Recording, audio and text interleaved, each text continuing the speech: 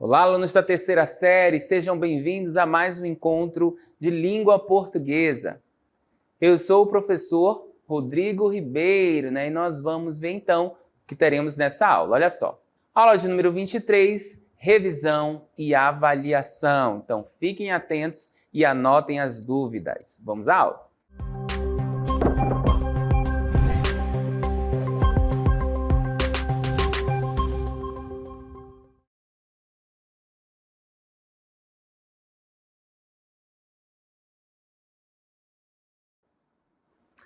Muito bem, olha onde eu estou, aqui na Grécia, Vim aqui contar para vocês uma história que talvez vocês já conheçam, mas nós vamos relembrar na nossa revisão, Viemos falar do nosso gênero dramático, onde nós temos as maiores referências, a comédia e a tragédia, Estão aí imbricados no nosso gênero dramático, certo? Para o início de conversa, então, nós vamos saber do que se trata, então, esse gênero. Olha só, o gênero literário dramático, designa os textos literários feitos para serem representados no palco. Sua origem, que remonta à Grécia Antiga, liga-se às festas religiosas em homenagem ao deus Dionísio e Baco. Então, olha só, nessa primeira informação, o que nós temos aí? Nós temos um conceito sobre o que seria o gênero dramático, é um gênero literário também, e ele é representado em um palco. Então, todas as vezes que nós tivermos uma encenação ali, em dupla ou em trio, ou com vários atores, nós estamos diante de um gênero literário. Essa encenação acontecendo em um palco, Nós estamos diante de um gênero literário dramático. Esse gênero dramático, ele é feito justamente para isso, Para um texto teatral, pode ser um texto teatral, para ser interpretado em um palco. E aí ele vem lá da Grécia Antiga, que estava ali nas festas religiosas que homenageavam Dionísio, ou podemos chamar também de Baco. Continuando, ao longo dos séculos, esse gênero ele desprendeu-se da ligação com a religiosidade e foi incorporando as marcas de seu tempo, as características dos momentos literários em que foi produzido, sendo ainda produzido, lido e encenado. Então, ele sofreu uma adaptação, se desprendeu aí dessa questão da religiosidade e veio incorporando marcas, conforme o passar dos tempos, Outros momentos literários foram surgindo, foram produzindo, e com isso aí nós temos também essa adaptação do gênero dramático. É importante saber, olha só aí no nosso próximo conteúdo, é importante saber que o drama, para a gente entender o que seria o gênero dramático, o drama, ele vem do grego e significa ação, tá? Então, ação, drama é ação, Compõe o gênero dramático os textos em prosa, pode vir em prosa, ou em verso, feitos para serem encenados em um palco. Então, percebam, o gênero dramático ele é encenado em um palco, só reafirmando então o que nós já falamos anteriormente. Quais são as características do gênero dramático, professor? Vamos ver agora. Texto em forma de diálogos, tá? Com uma pessoa que eu estou ali conversando, eu tenho um diálogo, ou com mais pessoas também eu posso ter esse diálogo, e é uma característica do nosso gênero dramático, tá bom? É dividido em atos e cenas. Então eu tenho um primeiro ato, eu tenho cena 1, cena 2, várias cenas aí que vão compor esse texto. Quem aqui já teve a oportunidade de assistir a uma peça de teatro? Quando você assiste lá que tem as cenas, são as divisões em que acontece. Às vezes numa cena são só 2 personagens e outra cena só tem um personagem. Nas outras cenas tem vários personagens, então é dividido aí por cenas. E por atos também, que seria aí algo maior. Tem um primeiro ato, que aí é uma situação. Quando vai para outro ato já é outra situação, tá bom? Então nós temos essa divisão aí dentro também do gênero dramático. Continuando, nós temos a presença de rubricas, que são descrições ali do espaço, da situação antes de cada ato. Então, vou ter uma cena, eu coloco geralmente entre parênteses ali o que vai acontecer naquela cena, como que deve acontecer naquela cena. O personagem, ele está se sentindo triste, né? Está se sentindo triste no momento e vai falar com o personagem tal. Nós temos uma rubrica, isso é uma característica também do nosso gênero dramático, tá? Temos uma sequência de ação dramática, geralmente constituída de exposição, conflito, composição, clímax e desfecho. Lembram lá dos nossos elementos e momentos da narrativa? Isso pode acontecer também no nosso gênero dramático, tá? Só que aí ele tem que uma exposição de um conflito, ele tem uma complicação, né? Ele tem um clímax, que é um momento de tensão ali, né? Dentro desse texto, desse gênero literário, do texto teatral. E nós temos um desfecho. Uma peça teatral, ela sempre acaba com um desfecho também. Entendido até aqui? Então nós falamos do gênero dramático, né? Relembramos características, né, e conceitos essenciais do nosso gênero dramático. Agora nós vamos ver outro tipo de gênero, um gênero mais contemporâneo. Vamos ver que gênero é esse. São gêneros literários modernos e dentro dele nós temos a canção, tá? Então nós sabemos que a canção é um gênero híbrido. Por que que é híbrido, professor? Porque ele mistura, tá? Tanto a literatura com a música, certo? Tanto a literatura quanto a música. E devido a essa característica, não pode ser desvinculado um aspecto do outro, tá bom? O textual do musical. Então, sempre eu vou ter ali, né, esse texto híbrido, né, literatura com a música, litero-musical, né, nós chamamos esse tipo de gênero que é o gênero canção, o gênero literário moderno, certo? Quando partimos para analisar a materialidade da canção, nós estamos conscientes de que esta materialidade não se limitará aos aspectos linguísticos e discursivos, tá bom? Mas também estará imbricado com seu conteúdo rítmico e melódico, tá bom? Então, olha só, não necessariamente eu vou trabalhar só a materialidade, tá? Né? O conteúdo em si. Então, quando eu trabalho com gênero canção, eu tenho que levar em consideração o quê? Né, o conteúdo rítmico e melódico existente ali naquela canção. As canções, gente, são assim, maravilhosas porque a gente pode tirar várias coisas delas, tá? Nós temos também algumas especificidades, né, do gênero canção. A canção, tal como o poema, tem como principais características a subjetividade, a musicalidade, musicalidade e o sentimento, né? Além da melodia que compõe em conjunto com a letra é uma coisa só, tá? Então são aspectos que conseguem, a partir da fruição, apreciação e interpretação da letra, tocar o ouvinte e mover sentimentos e multidões. Então o gênero canção, ele traz, né, esses elementos, tá bom? Essa questão da subjetividade, como que você recebe essa canção? Quem aí, né, já não passou por alguma situação de ter uma memória afetiva com alguma canção, né? De repente eu tenho uma letra de uma música que me lembra uma determinada pessoa ou me lembra um determinado momento da minha vida. Por exemplo, eu tenho várias canções que lembram determinados momentos da minha vida. Na verdade, gente, eu sou movido à música, tá? Então, a música, ela mexe muito com os meus sentimentos, né? Bem subjetivo isso.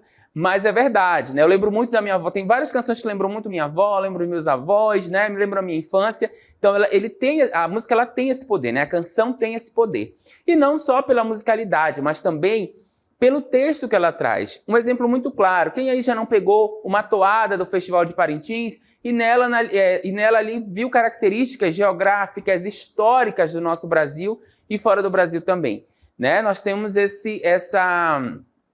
essa oportunidade, né, de conhecer mais história e geografia através aí das letras de algumas canções. Continuando, a canção é, portanto, um gênero híbrido, tá?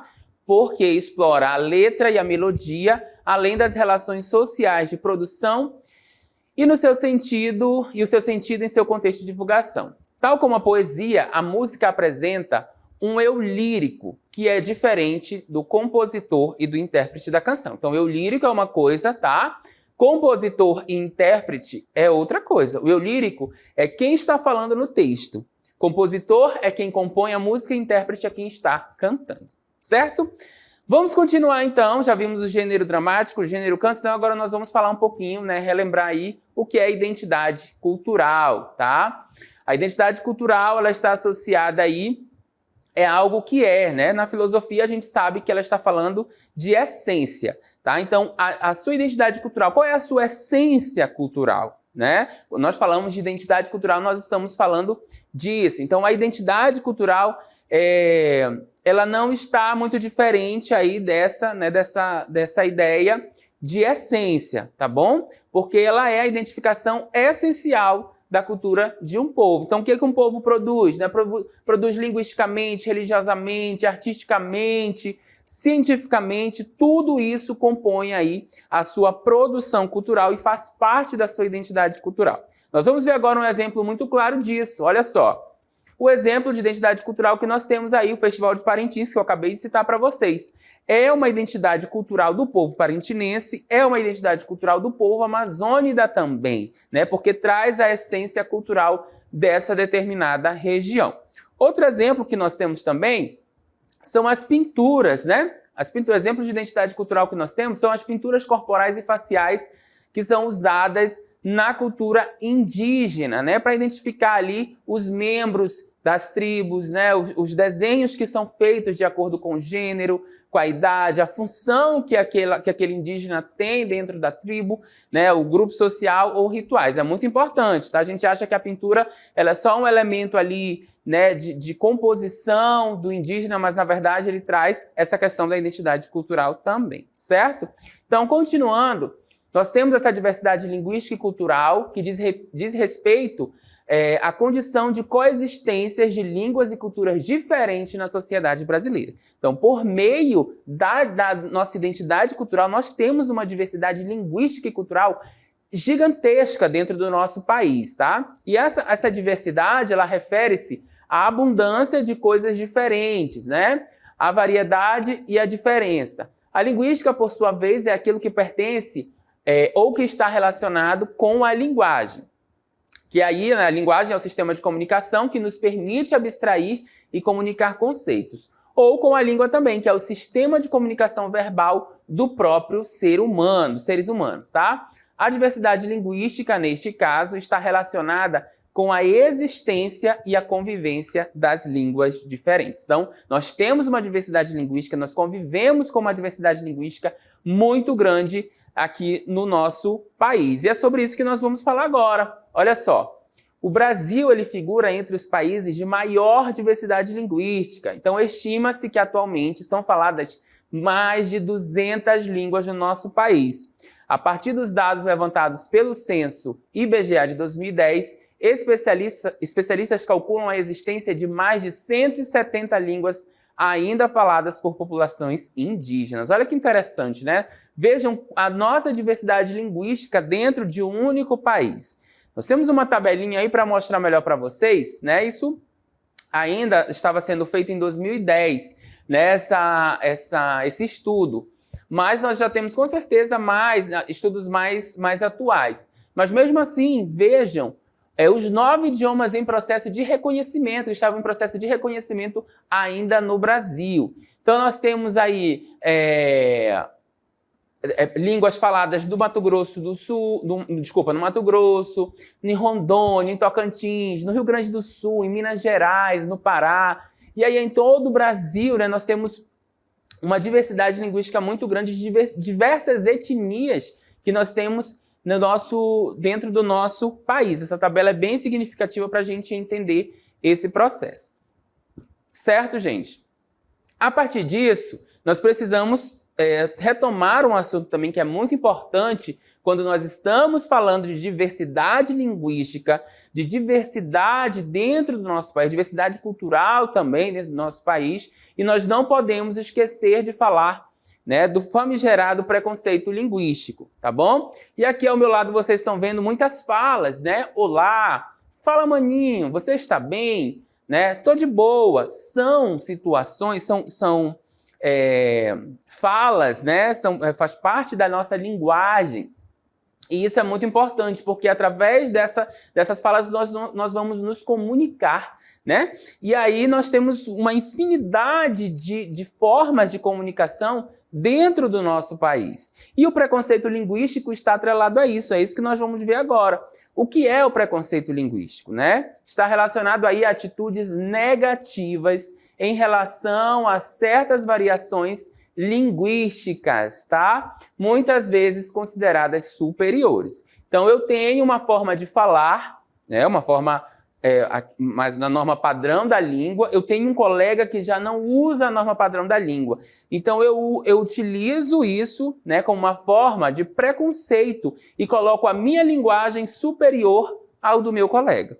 É uma forma de preconceito linguístico. Isso pode acontecer também uma pessoa que você encontra lá do sul ou sudeste e acha que a língua dela, né, a fala dela é superior à sua que mora aqui no norte, quando na verdade não é, isso não deve acontecer, porque todos nós somos falantes de uma mesma região chamada Brasil, né, do nosso país, Brasil. Então, estejam sempre atentos a esse tipo de situação. Por que que isso ocorre? Quando as pessoas julgam suas próprias maneiras de falar como correta e superior às outras, isso que eu acabei de falar para vocês. É importante a gente destacar que todas as expressões são igualmente válidas e nenhuma é mais correta que a outra, né? Digo a vocês novamente, nós tivemos um caso muito evidente, né? Uma participante aqui do Norte esteve em um grande reality show aí, né, da televisão brasileira e falava muito tranquilamente, né, as suas gírias, tinha a sua linguagem ali, o olha já, que a gente fala muito aqui, né, na região norte, olha já, maninho, né? Então, ela sofreu um certo preconceito linguístico por ter esse tipo de fala, né, que está enraizado ali no linguajar dela, na linguagem dela, né, na fala dela. Isso não deve acontecer. Vamos continuar. Como você pode ver, a variação linguística é uma parte natural e enriquecedora da comunicação humana, tá bom? Compreender sua função é reconhecer a diversidade, e a diversidade são passos importantes para promover uma sociedade mais inclusiva e livre de preconceito. Então, nós temos uma variação linguística, variações linguísticas dentro do nosso país, e reconhecer isso é importante para que a gente tenha aí uma forma de se livrar desse preconceito linguístico, né, que acontece comumente, né, dentro do nosso país. Continuando, o mais importante, olha só, respeitar todas as formas de expressão linguística é fundamental para uma convivência harmoniosa em nossa sociedade multicultural, tá? Então, olha só o que eu trago para vocês. Estou falando que a nossa sociedade é multicultural, ou seja, diversas culturas nós encontramos no Brasil, diversas formas de expressões, né, de linguagem nós vamos encontrar no Brasil. Então, respeitar essa forma, né, essas formas de expressão, essas formas de cultura são essenciais, gente, são fundamentais aí para que a gente tenha uma convivência harmoniosa. Você já pensou, se nós não respeitássemos os nossos colegas de outras regiões do Brasil, que confusão seria quando eu viajasse nós viajássemos para outro estado, ou as pessoas de outro estado viessem para o norte? Olha a confusão que seria a gente não respeitar essas diferenças linguísticas, né? Não respeitar essa multiculturalidade que nós temos no nosso país. Então fica a reflexão, nada de preconceito linguístico, tá bom? Ressaltando que nós tratamos aqui do gênero dramático, né? Nós falamos do gênero literário dramático, nós falamos do gênero canção, que é um gênero mais atual, nós falamos de identidade cultural e nós falamos de preconceito linguístico, certo? Muito obrigado pela presença de vocês aqui comigo. Eu vou ficando por aqui e a gente se vê num outro momento. Tchau, tchau!